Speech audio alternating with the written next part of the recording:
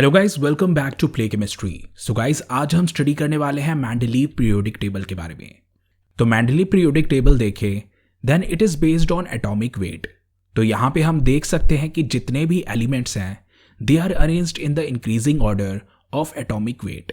तो यहाँ पे हम इसका स्टेटमेंट भी देख लेते हैं कि क्या लिखा हुआ है। It states that physical and chemical properties are periodic function of their atomic weight. इसका मतलब ये है कि अगर हमें एलिमेंट्स को स्टडी करना है, उसके फिजिकल और केमिकल प्रॉपर्टी को स्टडी करना है, तो हमारे पास ये इस टाइप का एक पीरियोडिक टेबल होना जरूरी है। तो यहाँ पे जितने भी एक ग्रुप में एलिमेंट्स हैं they show similar chemical property और फिजिकल प्रॉपर्टीज भी देखें then they are also related. पर यहाँ पे एक और एडिशनल वर्ड है and that is periodic functions. Periodic functions मतलब कि these elements are periodically related. जैसे कि आपने देखा होगा कि जब हम लेफ्ट से राइट की ओर जाते हैं तो साइज ग्रेजुअली डिक्रीज करता है। तो यहाँ पे हम देख रहे हैं इसका पीरियोडिक फंक्शन। और एलिमेंट्स अरेंज्ड हैं on the basis of their atomic weights. तो यहाँ पे इसका स्टेटमेंट लिखा हुआ है कि its physical and chemical properties are periodic functions of their atomic weight. तो हमें पता है कि मेंडलीव पीरियोडिक टेबल में 63 एलिमेंट्स को अरेंज किया गया था and Mendeleev periodic table was based on atomic weight। अब थर्ड पॉइंट है ग्रुप्स एंड पीरियड्स। तो यहाँ पे हम देख सकते हैं कि यहाँ पे हैं टोटल 9 ग्रुप्स। स्टार्ट हो रहा है 0 से एंड एंड हो रहा है 8th पे। और अगर हम पीरियड देखें तो यहाँ पे है टोटल 7 पीरियड्स। तो इस टेबल में है 9 ग्रुप एंड 7 पीरियड्स। अब इन ग्रुप्स में भी देखें तो इन ग्रुप्स में भी हैं दो ग्रुप्स, एक है ए ग्रुप और एक है बी ग्रुप। तो फर्स्ट ग्रुप से अगर 7 ग्रुप तक देखें तो सभी डिवाइड हो रखे हैं ए एंड बी में। अब इसके बाद हम स्टडी करें features of this periodic table. तो अगर हम इस पीरियोडिक टेबल को देखें तो यहाँ पे अरेंजमेंट है सिस्टमैटिक। तो यहाँ पे सारे एलिमेंट्स अरेंज्ड हैं सिस्टमैटिकली। तो ये देख सकते हो कि ये है हमारा एक ग्रुप और इसमें जो भी एलिमेंट होंगे दे विल बी सिमिलर। और इसी तरीके से हो गया ये ग्रुप 2। यहाँ पे जितने भी एलिमेंट्स होंगे they will be of different kind. तो यहाँ पे ग्रुप वाइज अगर हम स्टडी करें then everything will be fine. अब इसके बाद आता है प्रिडिक्शंस। तो पीरियोडिक टेबल देखें तो यहाँ पे है कुछ वेकेंट पोजीशन। एल्यूमिनियम के बिलो है एक वेकेंट पोजीशन और इसी तरीके से सिलिकॉन के बिलो है एक वेकेंट पोजीशन। तो ये वेकेंट पोजीशन है अननोन एलिमेंट के लिए जिसका उस टाइम में प्रिडिक्शन नहीं हो पाया था। तो इसलिए इनका नाम रख दिया गया ईका एल्यूमिनियम एंड ईका silicon. So these were some unknown new element. और आज के टाइम में अगर हम देखें तो इनके नाम हम जानते हैं। First one is gallium and second one is germanium.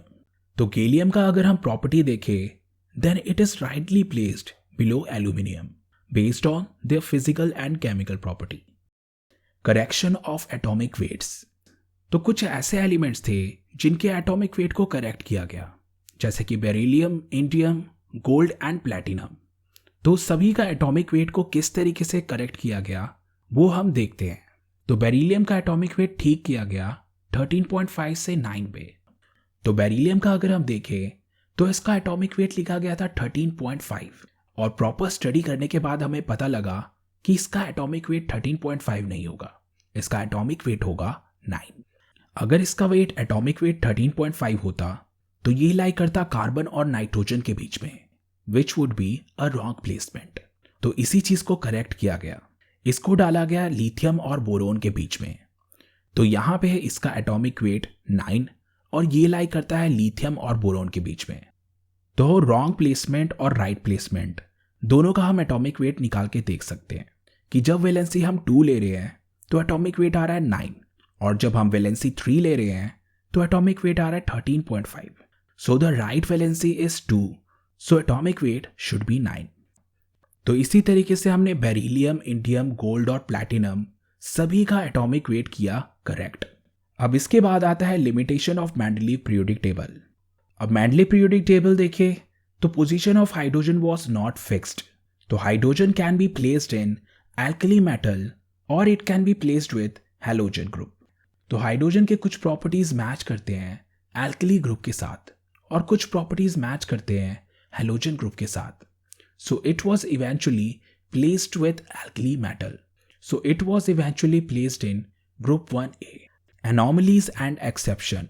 तो अगर हम आर्गन और पोटेशियम को देखें तो आर्गन का वेट आ रहा है 39.9 और पोटेशियम का आ रहा है 39.1। तो पोटेशियम को पहले लिखा जाना चाहिए फिर आर्गन को, पर यहाँ पे हम क्या देख रहे हैं कि यहाँ पे आर्गन पहले लिखा है और उसके बाद पोटेशियम। तो ये आ गया एक एक्सेप्शन। और इसी तरीके से आ रहा है कोबाल्ट एंड निकल में। तो कोबाल्ट इज 58.9 एंड निकल इज 58.7। तो यहाँ पे भी आ रहा है एक्सेप्शन। और इसी तरीके से टेलुरियम और आयोडीन, तो यहाँ पे भी है एक्सेप्शन। तो यहाँ पे हायर एटॉमिक वेट पहले आ रहा है और लोअर एटॉमिक वेट बाद में आ रहा है। अब इसी तरीके से आता है पोजीशन ऑफ आइसोटोप्स। तो हमें पता है कि कुछ एलिमेंट्स बनाते हैं आइसोटोप्स, जैसे हाइड्रोजन का होता है प्रोटियम, ड्यूट्रियम एंड ट्रिटियम। ये तीनों के तीनों हाइड्रोजन है, पर इनका एटॉमिक वेट डिफरेंट है। प्रोटियम का एटॉमिक वेट है 1, ड्यूट्रियम का एटॉमिक वेट है 2 और ट्रिटियम का एटॉमिक वेट है 3।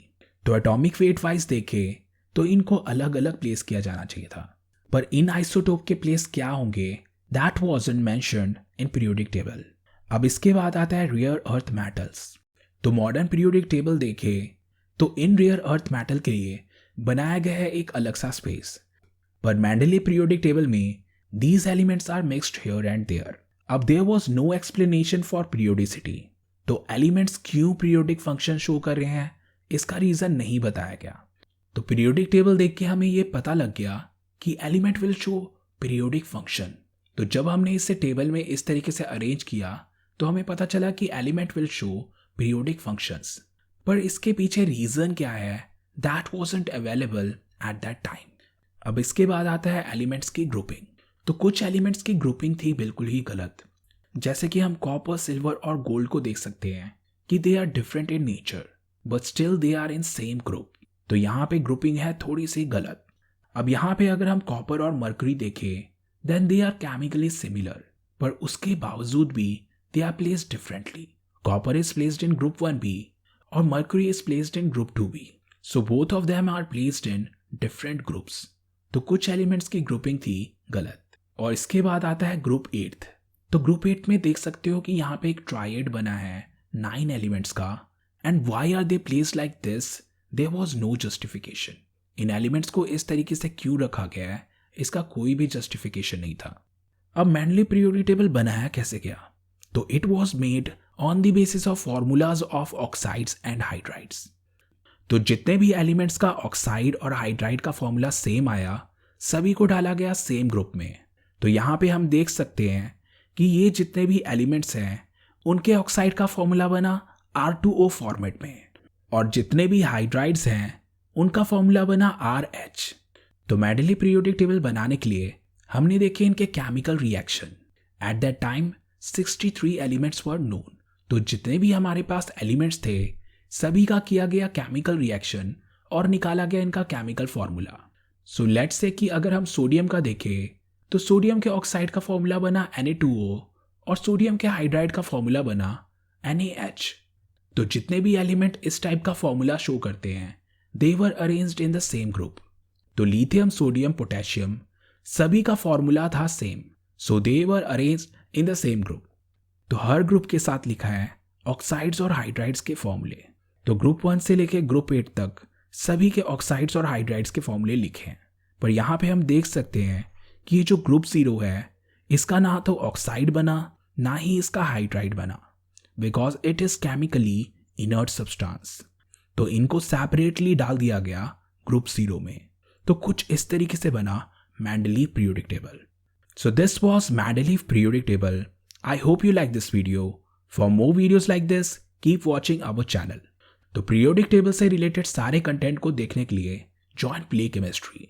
सो I am Sumit Podar and you are watching Play Chemistry, and I will meet you in the next video. Thanks for watching.